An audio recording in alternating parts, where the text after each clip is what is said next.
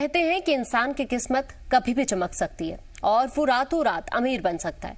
ऐसा ही कुछ हुआ रतलाम जिले में मजदूरी करने वाले एक आदिवासी के साथ, जिसकी पूरी जिंदगी संघर्ष करते हुए बीत गई और फिर एक फैसले ने उसकी किस्मत बदल दी।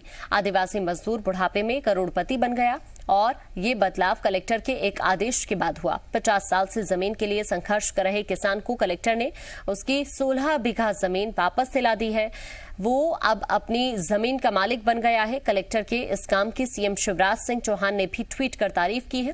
दरअसल सावलिया रूंडी गांव में रहने वाले आदिवासी थावर फामर के पिता से करीब 50 साल पहले 1960 में दबंगों ने जमीन हथिया ली थी, जिसके बाद 1987 में एसडीएम ने आदेश पारित कर जमीन पर कब्जा आदिवासी भाइयों को दिए जाने का आदेश दिया, जिसके बाद प्रशासन ने न तो आदिवासी मजदूर की जमीन को राजस्व रिकॉर्ड में दर्ज किया और न ही उसे कब्जा दिलाया। कहीं न्याय नहीं मिला तो इन आदिवासी ने कब्जा करने वालों के खिलाफ कई अदालत और फोरम पर अपील की। आलम यह हुआ कि वो जमीन एक से दूसरे और तीसरे को बिकती चली गई, लेकिन जिसका हक था उसे नहीं मिल पाया।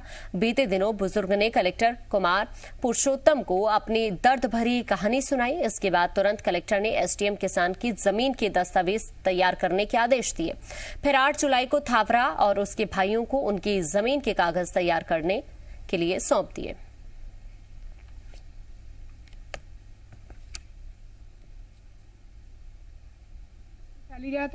जमीन मड़ी रही फाइल जी 50 साल हो गया।